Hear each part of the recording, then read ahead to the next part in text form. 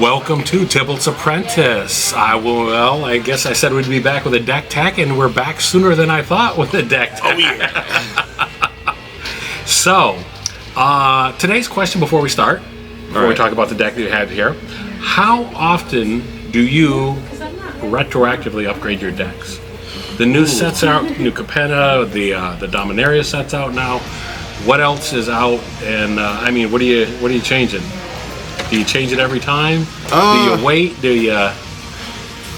I look at every set that comes out, and I think about upgrades. Yeah. And so I don't necessarily go out and get the cards right away, but I always have those upgrades in the back of my mind whenever I'm looking at cards, that are just coming out. I would say maybe I go back every, every 3 months or so. 3 months? Yeah. So, okay. Yeah, it takes me a while to actually make those upgrades. Work on decks that are already established. Gotcha. Okay. Yeah. And with that in mind, then, how many decks do you have? Let's see. At any given time, I have about 12 decks, I think. Okay. 10 or 12 decks, something like that. It's probably half what I have, but that's okay. Yeah. But do you take them apart? Do you actually use them for other things, or do you? Oh yeah, rotate them. Okay. I've spliced decks, together. Right. Taken some apart just for the parts, Okay. Stuff like that. Fair enough. All right. Now that we've got that out of the way, what's the deck we're here to talk about today? All right. So this deck. It's based off of a pre-con. Okay. That's a Ghired Conclave Exile. Okay. All right. He's a Naya commander, and it says when Ghired comes into play, create a 4/4 Rhino creature token with trample. Oh yes. So we're talking about token strategies here. So you've played the pre-con of this. I've played the pre-con of this a few times. Yes. Yeah. Oh God.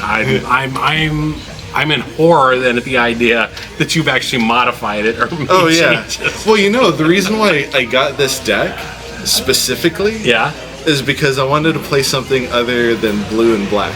Okay. Because as much as, I'm very much a blue mage. As absolutely. I play Izzet, I play Dimir, I play Grixis quite a bit. And so... so you forced yourself out of your wheelhouse. Yes, okay. Exactly. Fair enough, okay. Exactly. Good. So, the great thing about Ghired is that when he attacks, you populate. And then, populate basically states that you create a copy of a token that you already have in play. Right. And so I wanted to make a deck just based off of that strategy, but with a little twist. Okay. Yes. What's the twist? What cards are in there to twist? You're saying twist. I'm thinking twisting a knife into my side is what I'm thinking. Yeah, that's what I was thinking. Yeah, that's what you're thinking too. Yeah, great. But, so of course, Ghired plays tokens in a different way than what you're usually used to. Right. You're usually used to the 1/1 flyer spirit tokens or the 1/1 soldier tokens and stuff like that. Right. No, this guy likes big fatty boom booms. And so it's very much it's very combat oriented, but there is a little twist that I put into the deck. Okay.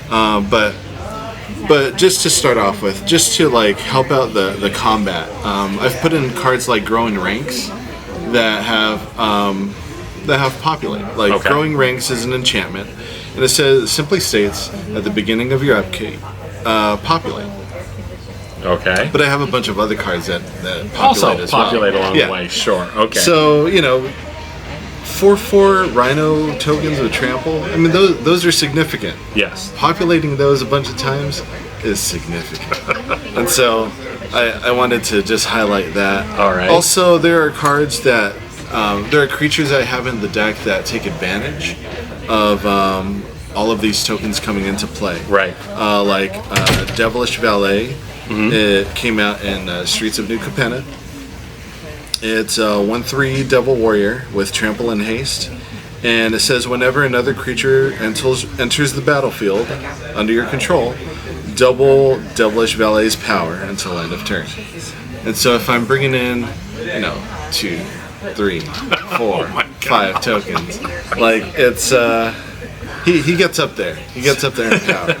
So of my 20 plus decks or whatever, I might as well just cut back to Kalia. That's the only deck that I'm going to be playing.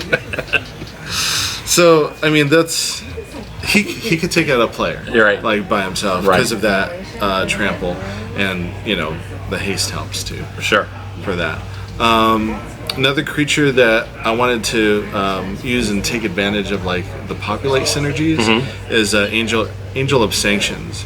And so, Angel of Sanctions, when it comes into the battlefield, you can exile target non-land permanent and opponent controls until it leaves play.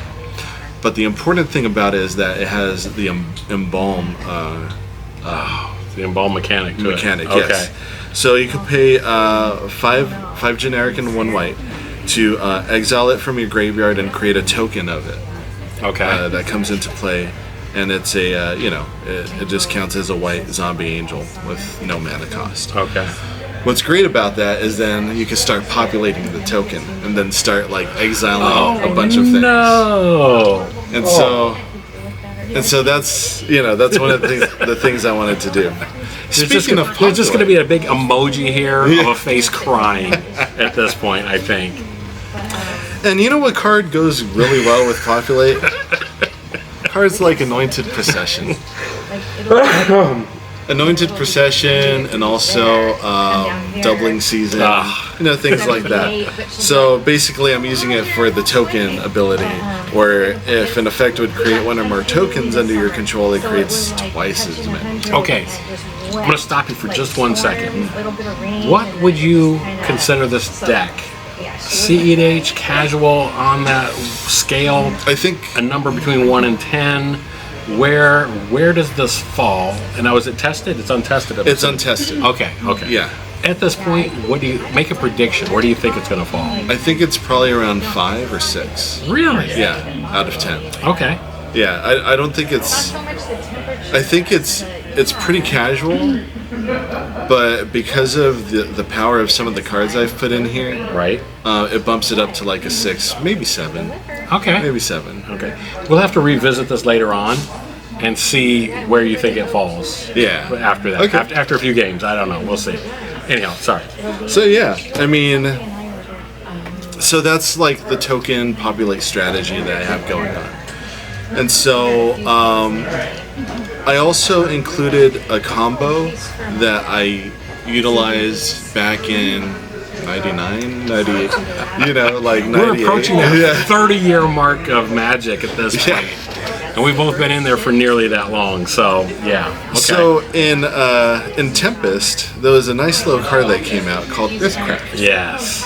And so Earthcraft is an enchantment where it says tap an untapped creature you control to untap target basic land. Okay. So a combo I used to use was I would have it was a 3-color deck. I see. Yeah. Okay. It was Earthcraft along with, say, Fertile Ground or any sort of enchant land. Sure. That lets you create any additional mana of any color. Right. Okay. And then another enchantment called Sacred Mesa, where you could pay 1 white, 1 generic to create a 1/1 Pegasus token. And so the combo would be, you would make a Pegasus token, tap it using Earthcraft to untap the land with Fertile Ground, tap the Fertile Ground land to create another Pegasus. And so it was an infinite combo. Right. And I could do that at the end of my opponent's turn. Sure. Make like a million 1/1 Pegasi. Just bum rush them the next time. And then steamroll. And so that was the combo that I had back in the day. Okay. But now there's a little twist. The twist is always with that twist. Now there's more I win cards available in the format. Right. Now one that came out in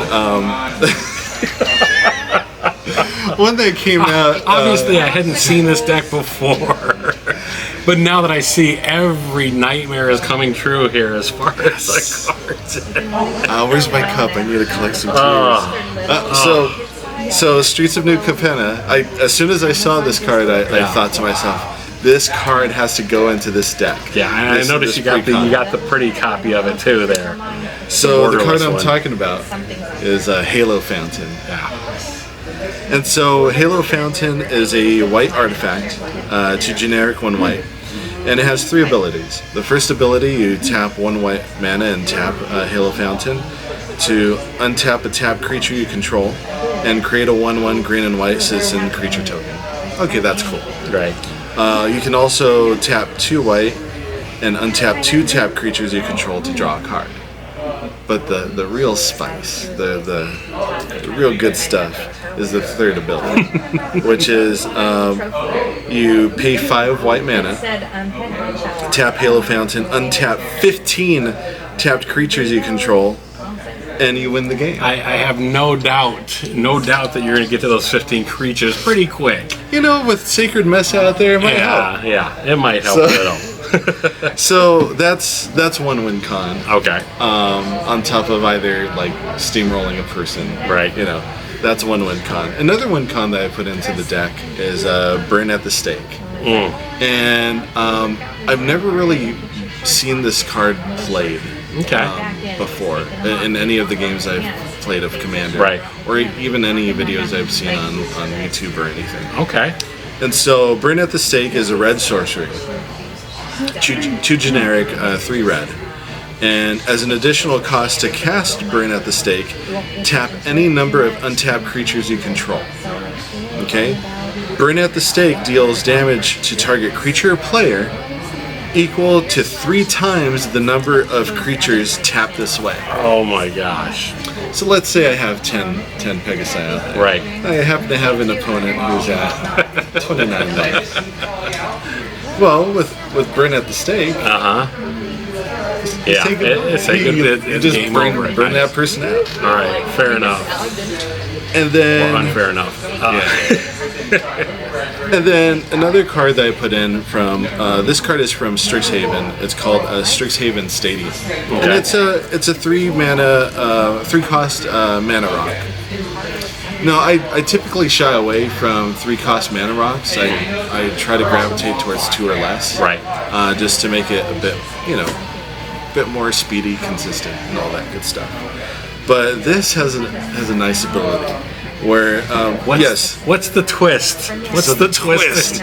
Is so you could tap Strixhaven Stadium for one colorless artifact, or colorless mana. 1 colorless mana, yeah. But you also put a point counter on Strixhaven Stadium. And then it says whenever a creature deals combat damage to you, you remove a point counter from Strixhaven Stadium. Okay. So there's balance to this card. Of a nature, yeah. Okay. All right. When does it get out of hand, though? When does it get out of hand? Whenever a creature you control deals combat damage to an opponent, you put a point counter on Strixhaven Stadium. Then, if it has 10 or more point counters on it, remove them all, and that player loses the game. So going back to those 10 Pegasi that you were just talking about. Yeah, the 10 Pegasi. Or whatever they happen to be. Heck, we could even talk about the Rhino tokens, because they have trample. They have trample, for sure. Absolutely. And if I'm populating those and making, 10 plus Rhinos, sure enough, I could probably get 10 counters on Strixhaven Stadium pretty easily. And target opponent loses the game. Oh, yeah. Yeah, I mean, that opponent that was dealt damage. That was dealt damage. Yeah. Okay, all right, fair enough. And so each creature triggers it once. Nice. And so let's say I have 30 Pegasi, 40 Pegasi, and I have 3 opponents. I could spread the love. You can spread the love around all over the place. Yikes. So, yikes. I'm scared to see this deck list. I'm scared to see the deck list. Yeah, yikes. All right, so there's something that I have to look forward to. That's the gist of it. I'm turning it over to you as a person watching the video. Be sure to leave in the comments below the best ways for defeating this deck. It's the first time I've ever called for that specifically. Oh, that's easy. So, yeah. Board wipes. Board wipes. Board wipes. Everybody loves board wipes, especially me. But yeah, short of that, I don't know. So yeah, I'm interested to see where that falls on the scale of 1 to 10 or competitive or casual. I'd be interested to see how it goes. As a matter of fact, I'm interested to see that right now. So I think we're done filming for today. So again, I want to encourage you to like, a comment, subscribe. And thanks for taking the time to watch. Remember, shop local whenever you can. If you can't, TCG Player, affiliate link, Tibalt's Apprentice, all one word, no punctuation. And that'll help out the channel. In the meantime, thanks for watching. All right.